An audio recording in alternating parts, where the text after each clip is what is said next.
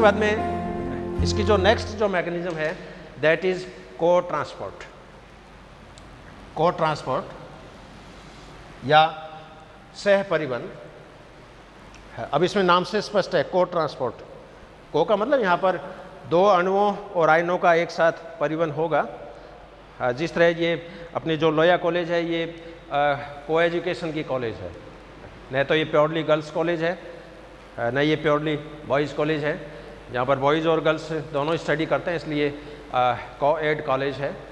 तो अपनी बॉडी में भी कोशिकाओं में कई बार एक साथ दो अणुओं और आयनों का परिवहन होता है, और इस तरह का जो परिवहन होता है उसको को ट्रांसपोर्ट के नाम से जाना जाता है। और को ट्रांसपोर्ट जो है ये प्राय 3 प्रकार का सेल्स के अंदर देखने को मिलेगा। इसके अंदर एक तो एक मैकेनिज्म है एंटीपोर्ट।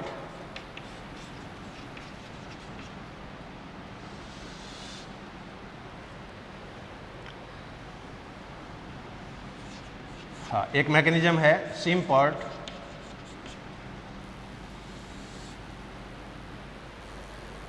एक मैकेनिज्म है इसमें यूनिपोर्ट।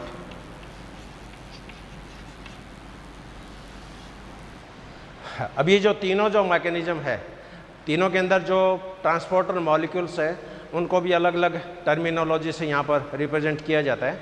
जैसे एंटीपोर्ट में पार्टिसिपेट करने वाले ट्रांसपोर्टर मॉलिक्यूल्स, इनको एंटीपोर्टर के नाम से जाना जाता है। इसी तरह सिम्पोर्ट में पार्टिसिपेट करने वाले मॉलिक्यूल्स सिम्पोर्टर के नाम से जाने जाते हैं, और यूनिपोर्ट में पार्टिसिपेट करने वाले मॉलिक्यूल्स यूनिपोर्टर के नाम से जाने जाते हैं। अब इसके अंदर एक्चुअल जो प्रोसेस होता है उसमें क्या होगा, एंटीपोर्ट के अंदर एक साथ मान लीजिए एक मॉलिक्यूल्स बाहर से अंदर आ रहा है, सपोज सोडियम आयन मान लीजिए बाहर से अंदर आ रहे हैं, उसी समय पोटेशियम आयन जो होते हैं ये अंदर से बाहर जा रहे हैं। अब यहाँ पर दो मॉलिक्यूल का एक साथ परिवहन हो रहा है, लेकिन एक मॉलिक्यूल बाहर से अंदर आ रहा है, एक मॉलिक्यूल अंदर से बाहर जा रहा है। तो दो मॉलिक्यूल का एक साथ यहाँ पर ट्रांसपोर्टेशन हो रहा है, लेकिन दोनों का डायरेक्शन एक दूसरे के अपोजिट है, एक दूसरे के एंटी है, इसलिए इसको एंटीपोर्ट के नाम से जाना जाता है। और एंटीपोर्टर को संपादित करने वाले जो मॉलिक्यूल्स हैं वो एंटीपोर्टर के नाम से जाने जाते हैं। सिम्पोर्ट में क्या होगा, इसमें दो मॉलिक्यूल्स और आयन एक साथ एक ही दिशा में परिवर्तित होते हैं। कई बार क्या होता है अपने इंटेस्टाइन में, जैसे कार्बोहाइड्रेट का डाइजेशन हो गया और कार्बोहाइड्रेट का डाइजेशन हो गया तो ग्लूकोज के मॉलिक्यूल्स जैसे बनते हैं। अब ग्लूकोज के साथ और कोई जो आयन होते हैं वो कपल्ड हो जाते हैं, जैसे प्रोकैरियोट्स में लैक्टोज के ट्रांसपोर्टेशन के लिए जैसे पोटेशियम आयन जो होते हैं कपल्ड हो जाते हैं। अपने मैमल्स में सोडियम के ट्रांसपोर्टेशन के साथ साथ ग्लूकोज का मॉलिक्यूल है वो कपल्ड हो जाता है। तो यहाँ पर दो मॉलिक्यूल एक साथ एक ही दिशा में परिवर्तित होते हैं, इसलिए इस विधि को सिम्पोर्ट का नाम दिया है। और इसको सिंपली जैसे सपोज मान लो यही एग्जांपल मैं दूँ, मान लीजिए जैसे ये वाइट कलर में जो इंडिकेटर है ये मान लीजिए ग्लूकोज का मॉलिक्यूल है, इसमें रेड कलर में जो एरो है ये मान लीजिए सोडियम आयन को इंडिकेट कर रहा है। अब यहाँ पर ग्लूकोज और सोडियम आयन दोनों एक साथ एक ही ट्रांसपोर्टर मॉलिक्यूल के साथ अटैच हो जाएंगे। इन मॉलिक्यूल के अंदर रोटेशन होती है तो ये दोनों मॉलिक्यूल एक साथ एक ही दिशा में परिवर्तित हो जाते हैं। अब ये सिम्पोर्ट जो होता है ये सेल के बाहर से अंदर भी हो सकता है, सेल के अंदर से सेल के बाहर भी हो सकता है, लेकिन दो मॉलिक्यूल एक साथ एक ही दिशा में परिवर्तित होंगे, इसलिए इस विधि को सिम्पोर्ट के नाम से जाना जाता है। तीसरी जो विधि है यूनिपोर्ट है। अब यूनिपोर्ट में क्या होगा कि जैसे मान लीजिए ये कमरा है, सपोज इस कमरे में एक गेट ये है, एक गेट ये उधर है। मान लीजिए इसमें एक स्टूडेंट इस गेट से आ रहा है, एक स्टूडेंट उस गेट से आ रहा है। अब कमरे के अंदर तो दो स्टूडेंट एक साथ एंटर कर रहे हैं, एक गेट से दो लड़के नहीं आ रहे हैं। एक स्टूडेंट इस गेट से एंटर कर रहा है, एक स्टूडेंट उस गेट से एंटर कर रहा है, इसलिए इस विधि को यूनिपोर्ट का नाम दिया जाता है। लेकिन रियलिटी क्या है, इसमें दो आयन सेल के अंदर एंटर कर रहे हैं, उनकी एंट्री का जो रूट है वो अलग अलग हो सकता है। तो यहाँ पर क्या होगा, सपोज मान लो एक प्रोटीन चैनल है, मान लो ये प्रोटीन चैनल मान लो या प्लाज्मा झिल्ली का छिद्र मान लो। एक छिद्र मान लो ये है, दूसरा छिद्र मान लीजिए ये है। अब इस छिद्र के अंदर मान लीजिए सोडियम आयन इस छिद्र के द्वारा एंटर कर रहे हैं सेल के अंदर। इस छिद्र से मान लीजिए कैल्शियम आयन है वो एंटर कर रहे हैं। अब यहाँ पर दो मॉलिक्यूल एक साथ लेकिन अलग अलग छिद्रों के द्वारा एंटर कर रहे हैं, यानी एक टनल में एक अपर्चर में केवल एक मॉलिक्यूल्स अथवा आयन होगा, इसलिए ये परिवहन की विधि यूनिपोर्ट के नाम से जानी जाती है। और ये तीनों जो सब टाइप्स हैं ये को ट्रांसपोर्ट के अंदर ही कंसीडर होती है। तो cotransport is that transportation in which two molecules और ions transported at a particular time. और ये विधि तीन तरह की हो सकती है, एंटीपोर्ट, सिम्पोर्ट, यूनिपोर्ट। एंटीपोर्ट को संपादित करने वाले ट्रांसपोर्टर्स एंटीपोर्टर के नाम से जाने जाएंगे। सिम्पोर्ट को संपादित करने वाले ट्रांसपोर्टर मॉलिक्यूल सिम्पोर्टर के नाम से जाने जाते हैं। और यूनिपोर्ट को संपादित करने वाले ट्रांसपोर्टर मॉलिक्यूल्स यूनिपोर्टर के नाम से जाने जाते हैं। और इस तरह की जो मैकेनिज़्म होती है ये किडनी के अंदर, लीवर के अंदर, इसके अलावा जो ब्लड की जो सेल्स होती है उसके अंदर ये घटनाएं संपादित होती है। तो ये को ट्रांसपोर्ट। अब को ट्रांसपोर्ट के बाद में नेक्स्ट जो मैकेनिज्म है that is endocytosis. Endocytosis next mechanism endocytosis. हाँ, अब पहले जो चार जो स्टेप्स आपने देखी उसमें आपने देखा कि मॉलिक्यूल सेल के बाहर से सेल के अंदर भी प्रवेश कर रहे हैं, कुछ मॉलिक्यूल सेल के अंदर से सेल के बाहर प्रवेश कर रहे हैं, यानी दोनों डायरेक्शंस में इसमें मोमेंट थी। लेकिन एंडोसाइटोसिस में क्या होगा, इसमें मोमेंट सेल के बाहर से सेल के अंदर ही होती है, ये यूनिडायरेक्शनल मोमेंट है। अब एंडोसाइटोसिस जो होता है ये कई विधियों के द्वारा संपादित होता है। तो सेल के अंदर मुख्य जो एंडोसाइटोसिस की जो मैकेनिज्म जो संपादित होती है उसके अंदर एक तो फैगोसाइटोसिस,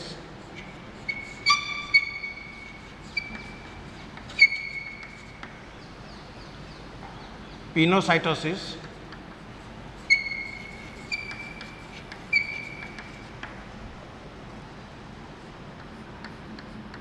माइक्रोपिनोसाइटोसिस,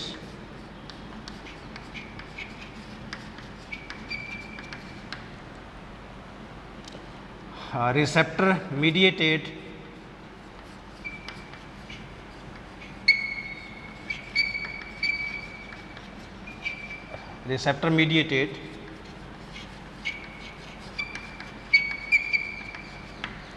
एंडोसाइटोसिस। और एक इसके अंदर एक मैकेनिज्म और है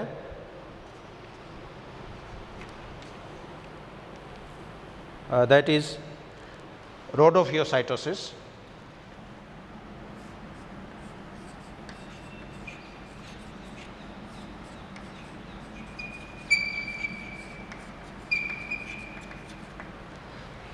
तो कुल मिला के एंडोसाइटोसिस 5 विधियों के द्वारा संपादित होता है, फैगोसाइटोसिस के द्वारा, पिनोसाइटोसिस के द्वारा, माइक्रोपिनोसाइटोसिस के द्वारा, रिसेप्टर मीडिएटेड एंडोसाइटोसिस के द्वारा और रोडोफियोसाइटोसिस के द्वारा।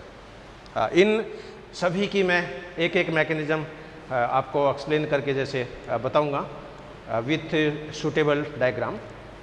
पहली जो टाइप है फैगोसाइटोसिस। फैगोसाइटोसिस का अर्थ है, इसको सेल फीडिंग भी बोलते हैं। Cell is feeding, cell is eating, cell is engulfing, यानी कोशिका जो है वो भोजन को निगल रही है। फैगोसाइटोसिस में ठोस जो पदार्थ होते हैं उनको ग्रहण किया जाता है। ये विधि प्रोटोजोआ के अंदर भोजन ग्रहण से संबंधित होती है, जबकि अपनी बॉडी में ये विधि शरीर की सुरक्षा से संबंधित है। In case of protozoa phagocytosis is associated with the nutrition phenomenon, but in case of human being it is associated with the protection of animal body. Phagocytosis की खोज सबसे पहले एक रशियन वैज्ञानिक थे मैचनिकोव। मैचनिकोव एक्चुअल में ब्लड साइंटिस्ट थे, एक तरह के हेमाटोलॉजिस्ट थे। तो फैगोसाइटिस की जो एक्चुअल जो खोज है वो मेशनिकोफ ने की है। और इसको मैं विथ फिगर सपोज ये मान लीजिए कोई सेल है सपोज,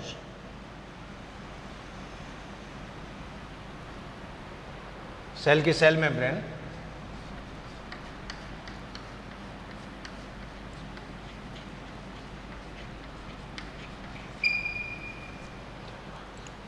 और ये कोई मॉलिक्यूल है जिसका फैगोसाइटोसिस किया जाना है। तो यहाँ पर क्या होगा, ये मॉलिक्यूल जो ही इस प्लाज्मा झिल्ली के कांटेक्ट में आएगा, इसके अंदर एक कप के समान रचना बनती है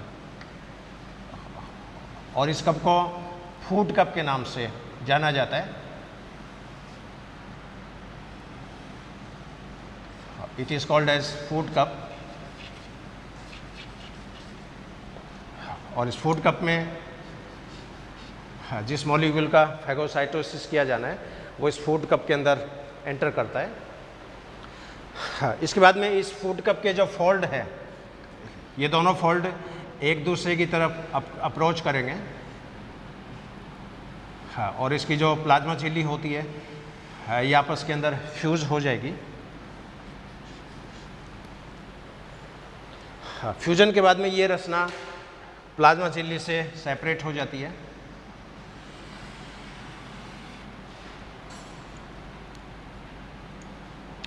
ये स्ट्रक्चर प्लाज्मा झिल्ली से सेपरेट हो जाती है।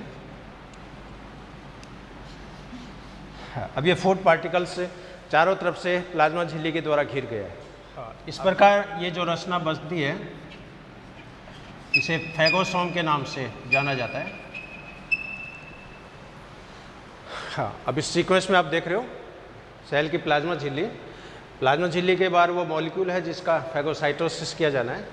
यदि प्रोटोजोन है तो ये भोजन होगा, यूकैरियोट की सेल्स है, अपने मैमल्स की सेल तो डेफिनेटली ये कोई पॉइजन हो सकता है और कोई घातक पदार्थ हो सकता है। ये प्लाज्मा झिल्ली के थ्रू एंटर करेगा, यहाँ पर फूड कप के समान रचना बनेगी। उसके बाद इस फूड कप के फोल्ड एक दूसरे की अपचोर करते हैं, ये फोल्ड आपस में मिल जाते हैं और ये रचना इससे सेपरेट हो गई और ये रचना अब कहलाती है फैगोसोम। अब इस फैगोसोम के साथ क्या होगा, लाइसोसोम जो होते हैं वो जुड़ जाते हैं, क्योंकि हर सेल के अंदर लाइसोसोम होते हैं और लाइसोसोम के अंदर हाइड्रोलाइटिक एंजाइम्स पाए जाते हैं। अब फैगोसोम और लाइसोसोम के फ्यूजन से जो रचना बनेगी उस रचना को फैगोलाइसोसोम के नाम से जाना जाता है। तो इसके बाद में इनके फ्यूजन से ये फैगोलाइसोसोम नामक स्ट्रक्चर बनेगी। दिस इज फैगोलाइसोसोम और इस फैगोलाइसोसोम के अंदर ये जो मॉलिक्यूल है जिसका डाइजेशन होना है।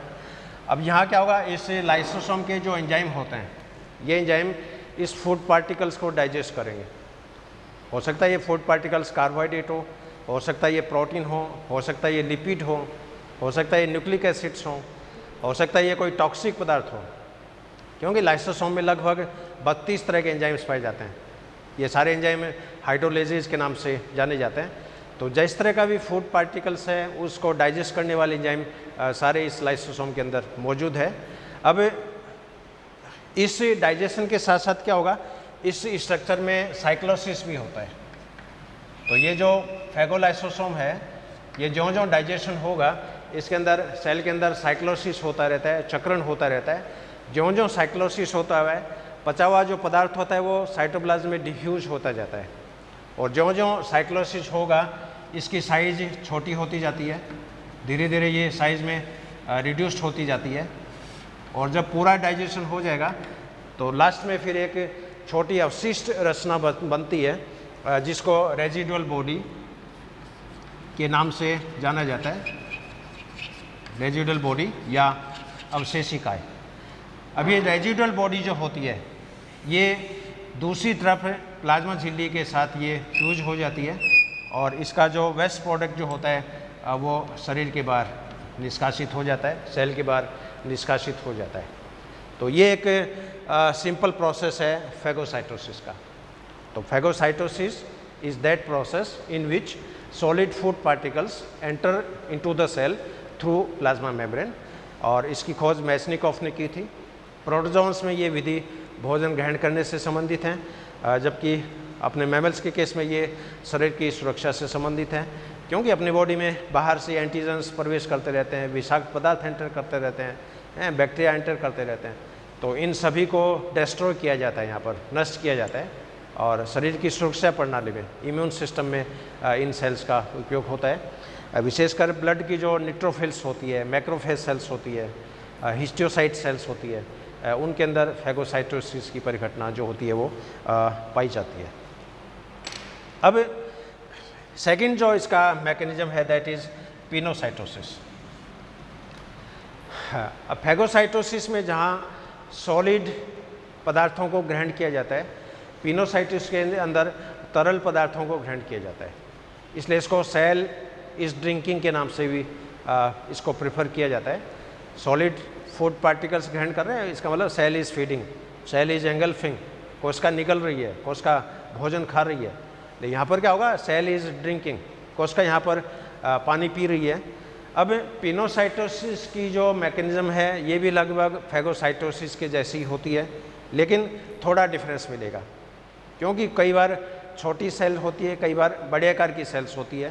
पिनोसाइटोसिस दोनों में होगा, लेकिन दोनों सेल्स में थोड़ी मैकेनिज्म में डिफरेंस मिलेगा। जैसे मान लीजिए ये छोटी सेल है, स्मॉल साइज की, जिसके अंदर पिनोसाइटोसिस होना है। दूसरी तरफ बड़े आकार की सेल है जिसके अंदर पिनोसाइटोसिस होना है। मान लीजिए अमीबा है, सपोज एक छोटे आकार का अमीबा है, एक बड़े आकार का अमीबा है, और ये मॉलिक्यूल्स हैं जो पिनोसाइटोसिस के द्वारा सेल के अंदर एंटर करेंगे। मान लीजिए ग्लूकोज का सॉल्यूशन है, फ्रुक्टोज का सॉल्यूशन है, लैक्टोज का सॉल्यूशन है। अब यहाँ पर जो छोटे आकार का जो अमीबा है, इसके अंदर फूड कप के समान रचना बनेगी, है जिस तरह फैगोसाइटोसिस हुआ था, ठीक वही प्रोसेस है। यहाँ पर ये कप के समान रचना बनेगी।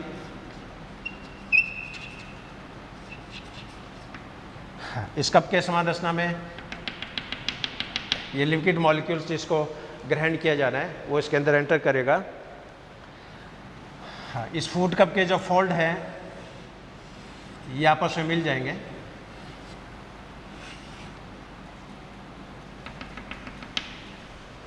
इसके बाद में ये स्ट्रक्चर इससे सेपरेट हो जाती है प्लाज्मा झिल्ली से।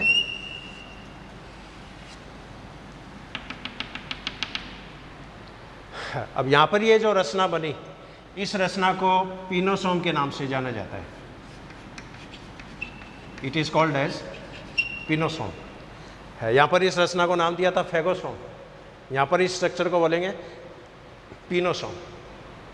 अब दूसरी तरफ जो सेल्स बड़े आकार की है या बड़े आकार का जो अमीबा है, उसके अंदर जब किसी तरल मॉलिक्यूल्स को सेल के अंदर ग्रहण किया जाएगा तो उसके अंदर कप के समान रचना नहीं बनेगी, बल्कि उसके अंदर चैनल बनते हैं, पाइप के समान टनल बनती है। तो इस एग्जाम्पल में इस प्लाज्मा झिल्ली के अंदर ये पिनोसाइटोटिक चैनल्स बनता है। एक तरह से स्ट्रॉ के समान रचना या पाइप के समान रचना जो होती है ये बनती है।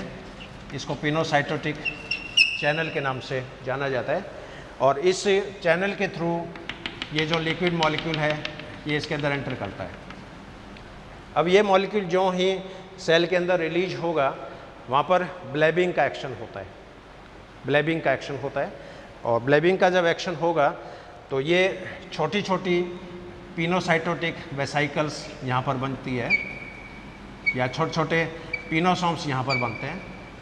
और यहाँ जो पिनोसोम्स बन रहे हैं ये छोटे आकार के।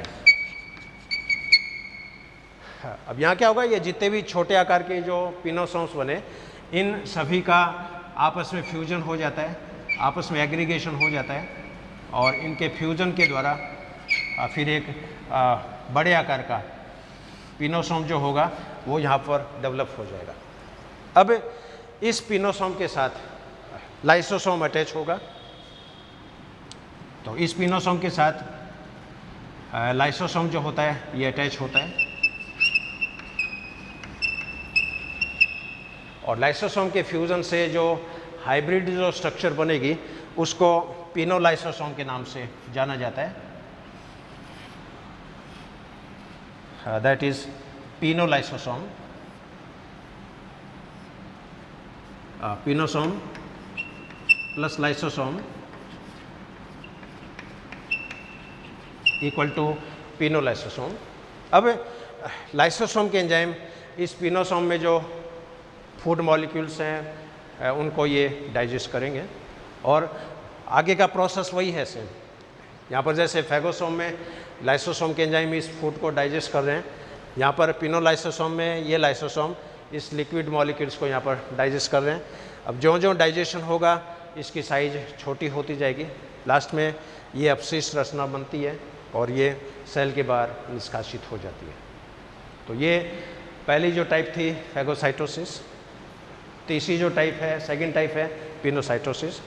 फैगोसाइटोसिस के अंदर ठोस खाद्य पदार्थों को ग्रहण किया जाता है, इसको सेल ईज फीडिंग के नाम से भी जाना जाता है।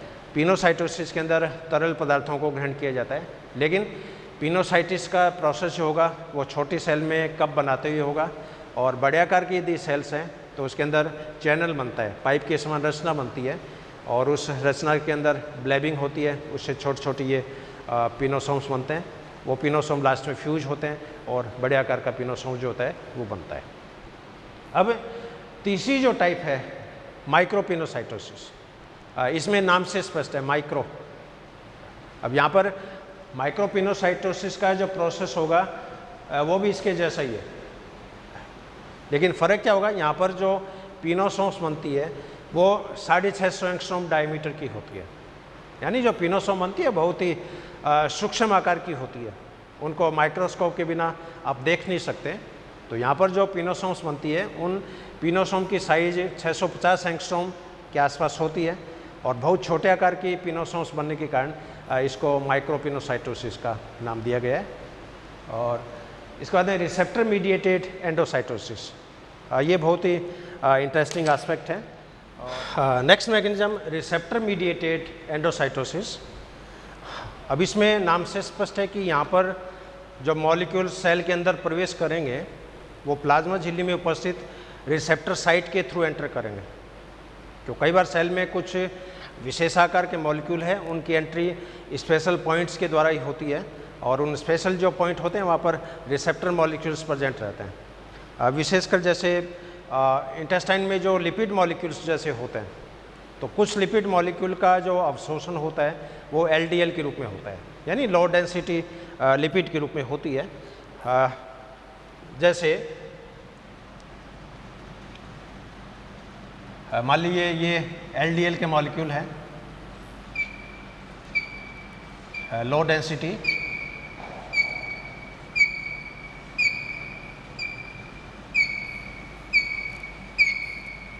लिपिड के मॉलिक्यूल है LDL।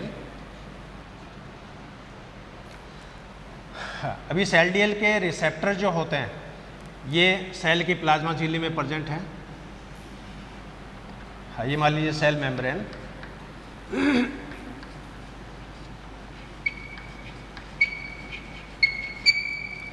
इस सेल की प्लाज्मा झिल्ली के अंदर ये LDL के रिसेप्टर मॉलिक्यूल्स प्रेजेंट हैं। These are LDL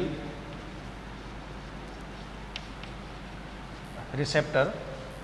अब इन रिसेप्टर के साथ ये LDL के मॉलिक्यूल अटैच हो जाएंगे।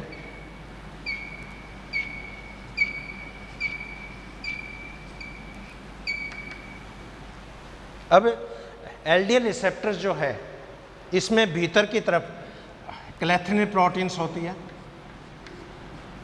प्लाज्मा झिल्ली के भीतर की तरफ क्लैथ्रिन प्रोटीन। अब यहाँ पर अटैचमेंट ठीक उसी तरह है जिस तरह फैगोसाइटोसिस में अटैचमेंट हो रहा था। अब इस भाग के अंदर वही इन्वेजिनेशन होगा और कप के समान ये रचना बनेगी जिसको फूड कप का नाम दे सकते हैं। इस कप के समान रचना में भीतर की तरफ ये क्लैथरीन प्रोटीन, इसके अंदर ये LDL के रिसेप्टर,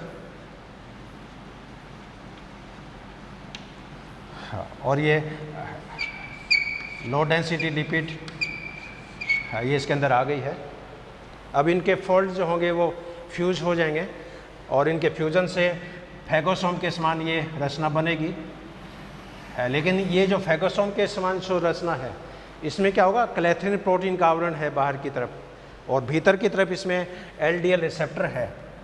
तो विशेष आवरण होने के कारण इसको कॉटेड वेसाइकल के नाम से जाना जाता है। इसमें बाहर की तरफ ये क्लैथरीन प्रोटीन का आवरण है,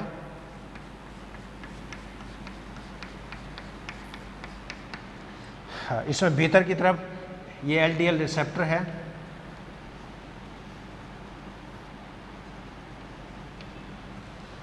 और इसके अंदर ये लो डेंसिटी लिपिड का जो मॉलिक्यूल है।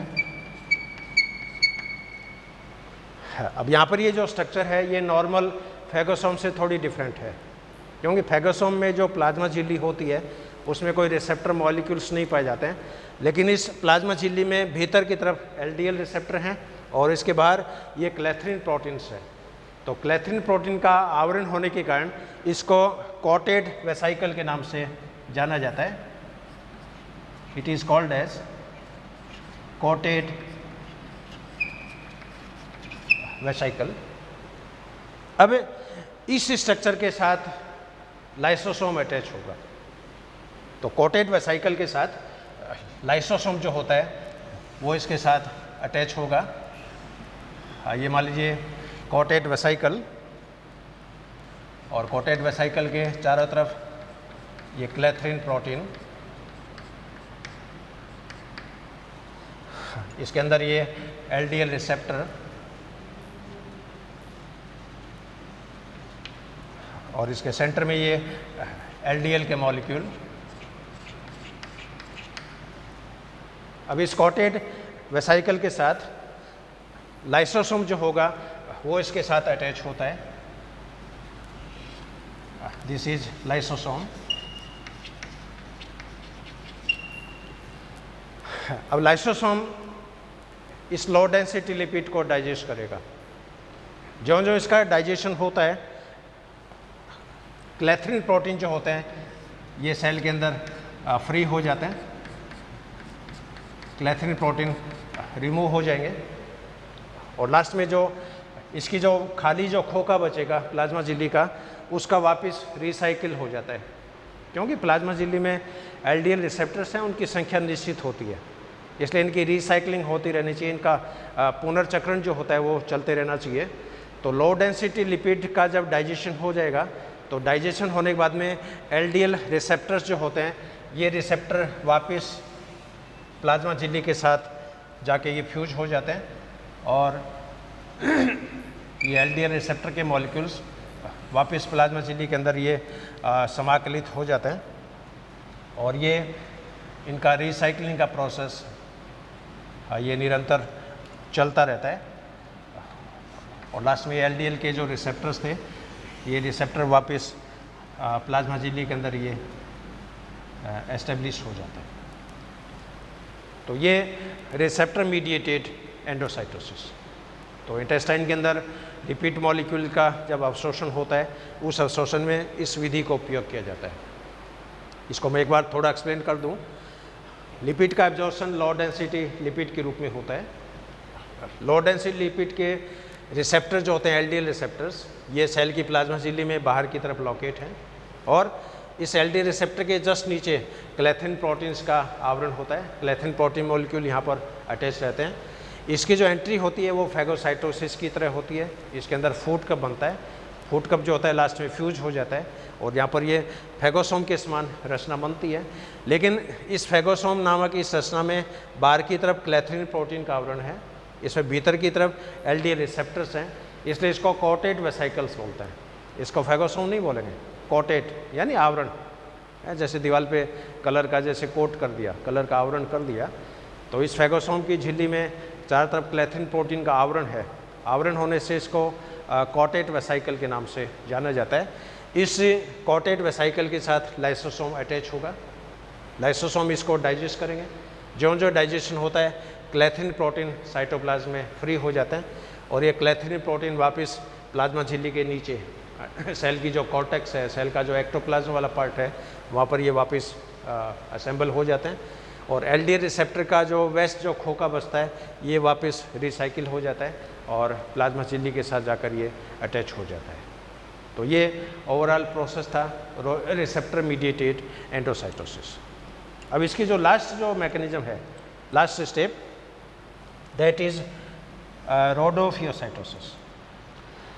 रोडोफियोसाइटोसिस जो होती है ये परिघटना आरबीसी के मैच्योरेशंस के दौरान देखने को मिलती है और अपनी बॉडी में आरबीसी का जो प्रोडक्शंस होता है वो हड्डियों की बोन मैरो में होता है और हड्डियों की बोन मैरो में जो सबसे पहली जो सेल्स होती है उसको इरिथ्रोब्लास्ट बोलेंगे और सबसे लास्ट में जो फाइनल सेल बनती है उसको इरिथ्रोसाइट बोलेंगे, क्योंकि ये अब बात आप ध्यान रखें, अपनी बॉडी में जो भी अनडिफ्रेंशिएटेड सेल्स होती है उनके अंत में हमेशा ब्लास्ट शब्द आता है, ब्लास्ट, और जो ही सेल डिफ्रेंशिएट हो जाती है उनके अंत में साइट शब्द लिखा जाता है।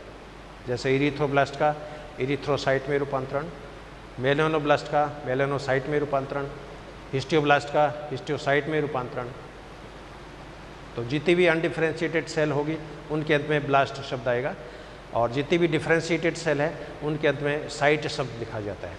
अब इरिथ्रोसाइट जो होती है उसके अंदर केंद्रक नहीं है, केवल हीमोग्लोबिन प्रेजेंट है, लेकिन इरिथ्रोसाइट से पहले की जो स्टार्टिंग की जो सेल्स है, स्टार्टिंग की जो स्टेजेस है, टोटल 7 स्टेज में आरबीसी का प्रोडक्शन होता है। तो स्टार्टिंग की जो 4 स्टेजेस होती है उसके अंदर न्यूक्लियस प्रेजेंट होता है और न्यूक्लियस में जो डीएनए होता है उसका मेन मकसद ये होता है कि ज़्यादा से ज़्यादा मात्रा में प्रोटीन का सिंथेसिस करें। लेकिन यहाँ पर अपनी बॉडी के अंदर एक स्पेशल कोशिकाएं होती है जिसको बोलते हैं RES, यानी रेटिकुलर एंडोथेलियल सेल्स। तो रेटिकुलर एंडोथेलियल सिस्टम की जो सेल्स हैं, इन सेल्स के अंदर हीमोग्लोबिन का डाइजेशन होता है, हीमोग्लोबिन की स्प्लिटिंग होती है और हीमोग्लोबिन का डाइजेशन होने के बाद में ये मॉलिक्यूल हीमेटिन के रूप में इन रेटिकुलर एंडोथेलियल सेल्स के अंदर ये पड़े रहते हैं। अब क्या होगा कि जो आरबीसी का मैच्योरेशन होता है, इरिथ्रोसाइट कोशिकाएं रेटिकुलर एंडोथेलियल सेल्स के साथ अटैच रहती है। जैसे यहाँ पर मैं रेड कलर में जैसे दिखा रहा हूँ, ये मान लीजिए आरबीसी है, और नीले कलर में जो दिखा रहा हूँ ये रेटिकुलर एंडोथेलियल सिस्टम की सेल है। अब इस रेटिकुलर एंडोथेलियल सेल्स के अंदर हीमेटिन के मॉलिक्यूल्स प्रेजेंट हैं। अब ये हीमेटिन के मॉलिक्यूल जो होंगे ये इस RES कोशिका से, यानी रेटिकुलर एंडोथेलियल सेल से ये हीमेटिन के मॉलिक्यूल इस डेवलपिंग आरबीसी के अंदर स्थानांतरित हो जाता है और इन हीमेटिन का फिर यूटिलाइजेशन किया जाता है और इस आरबीसी के अंदर हीमोग्लोबिन जो होता है वो सिंथेसाइज होता है। तो अपनी बॉडी में आरबीसी के प्रोडक्शंस के दौरान हीमेटिन के मॉलिक्यूल रेटिकुलर एंडोथेलियल सेल से स्पेशल कनेक्शंस के द्वारा, स्पेशल चैनल्स के द्वारा, स्पेशल फ्यूजन्स के द्वारा एक सेल से दूसरी सेल में ट्रांसपोर्ट होते हैं और ट्रांसपोर्टेशन की ये जो मैकेनिज्म है ये रोडोफियोसाइटोसिस के नाम से जानी जाती है। अब इन सभी विधियों में आप देख रहे हो मॉलिक्यूल सेल के बाहर से सेल के अंदर प्रवेश कर रहे हैं, यानी एक्सटर्नल एनवायरनमेंट से सेल के अंदर भी प्रवेश कर रहे हैं, इसलिए इस मैकेनिज्म को एंडोसाइटोसिस के नाम से जाना जाता है। और बॉडी के अंदर 5 तरह का एंडोसाइटोसिस देखने को मिलेगा। फैगोसाइटोसिस जिसमें ठोस खाद्य पदार्थों को ग्रहण किया जाता है, पिनोसाइटोसिस जिसमें तरल चीज़ों को ग्रहण किया जाता है, माइक्रोपिनोसाइटोसिस में जो पिनोसोम बनेंगे उनका डायमीटर 6.5 एंगस्ट्रॉम होता है, बहुत छोटे आकार के होते हैं, इसलिए इनको माइक्रोपिनोसाइटोसिस का नाम दिया है। और रिसेप्टर मीडिएटेड एंडोसाइटोसिस जो होता है इसके अंदर लो डेंसिटी लिपिड जो होती है LDL के नाम से उनका यहाँ पर एब्जॉर्प्शन होता है। और रोडोफियोसाइटोसिस ये चैनल के द्वारा होने वाला ट्रांसपोर्टेशन है और विशेषकर आरबीसी के उत्पादन में, आरबीसी के प्रोडक्शंस में इरिथ्रोपोइसिस के दौरान ये परिघटना देखने को मिलती है। और अब इसके बाद में अंतिम जो स्टेप है दैट इज़ एक्सोसाइटोसिस। और एक्सोसाइटोसिस जो होती है ये एंडोसाइटोसिस की उल्टी है। एंडोसाइटोसिस में तो मॉलिक्यूल बाहर से अंदर लिए जा रहे हैं, एक्सोसाइटोसिस में मॉलिक्यूल सेल के अंदर से बाहर निष्कासित होते हैं।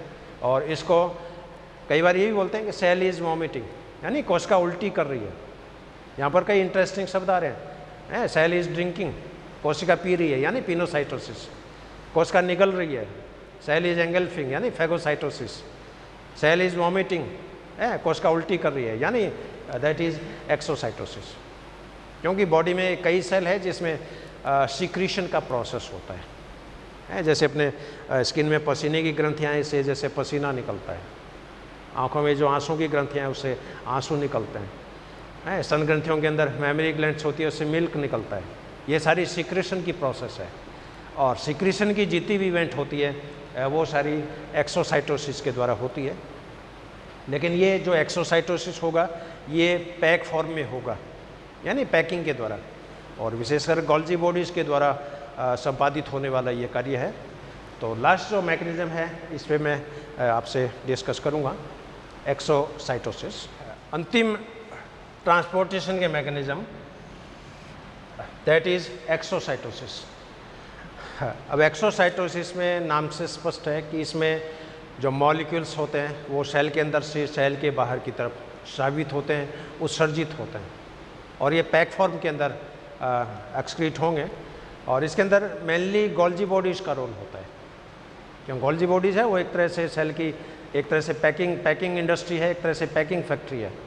तो सेल के अंदर जो भी मॉलिक्यूल्स बनते हैं, जो भी हार्मोन्स बनते हैं, जो भी एंजाइम्स बनते हैं, जो भी कोई ग्रोथ फैक्टर्स बनते हैं, उनको पैकिंग करने का काम गोल्जी बॉडीज़ के द्वारा ही किया जाता है। सपोज ये मान लीजिए कोशिका है,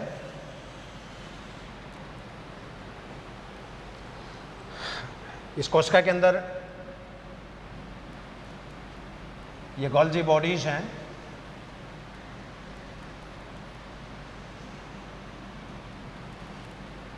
दिस इज गोल्जी बॉडी।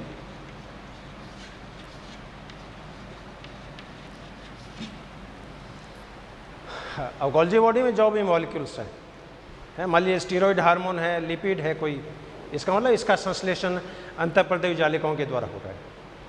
इसके अंदर मान लीजिए कोई प्रोटीन्स है, इसका मतलब इसका संश्लेषण राइबोसोम्स के द्वारा हो रहा है। तो गोल्जी बॉडी के अंदर सीक्रेट किए जाने वाले जो मॉलिक्यूल्स हैं इनका संश्लेषण या तो एंडोप्लाज्मिक रेटिकुलम के द्वारा होगा या राइबोसोम्स के द्वारा होगा। और ये मॉलिक्यूल सिंथेसाइज होने के बाद में इस गोल्जी बॉडी के अंदर ये एंटर करते हैं। सपोज राइबोसोम, और राइबोसोम्स के द्वारा प्रोटीन का संश्लेषण हुआ और ये प्रोटीन के मॉलिक्यूल इस अंत गोल्जी बॉडीज़ की सिस्टर्नी के अंदर एंटर कर गए। अब इस गोल्जी बॉडी का लेटरल साइड का जो पार्ट है इसके अंदर ब्लैबिंग की क्रिया होती है या पिंचिंग की क्रिया होती है, और ये जो स्ट्रक्चर है ये एक छोटे बैलून के समान रचना में इससे सेपरेट हो जाएगी। इसके अंदर ये प्रोटीन के मॉलिक्यूल्स इसके अंदर भरे हैं। ये स्ट्रक्चर इससे बाद में सेपरेट हो जाती है।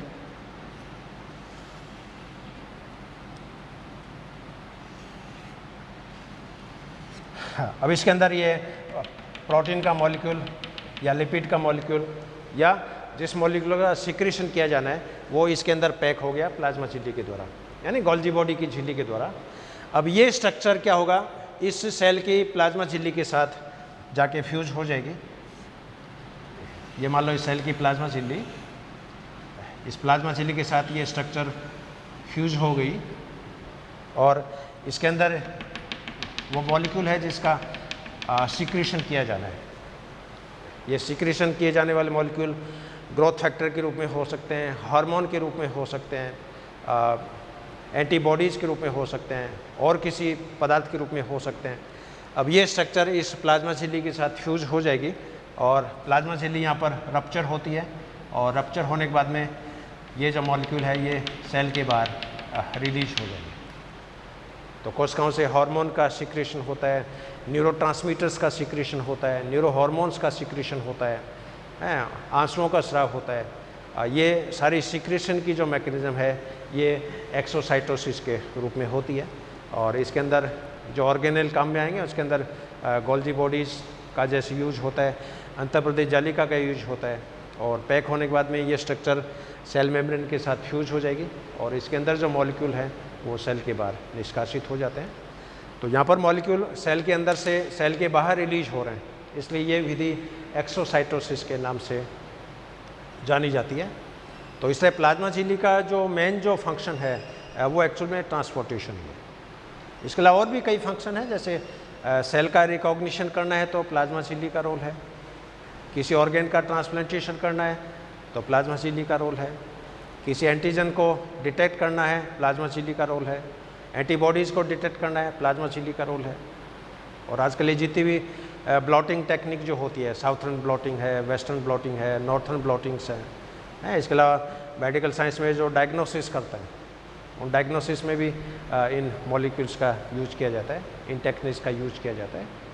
तो ये ट्रांसपोर्टेशन की ये 6 विधियाँ मैंने आपसे डिस्कस करी है। ऑस्मोसिस, जिसमें मॉलिक्यूल्स लो सॉल्यूट कंसंट्रेशन से हाई सॉल्यूट कंसंट्रेशन की तरफ मूवमेंट करते हैं प्लाज्मा झिल्ली के थ्रू, लेकिन यहाँ पर जो मूवमेंट होती है वो सॉल्वेंट मॉलिक्यूल्स में होती है, सॉल्यूट में नहीं होती है।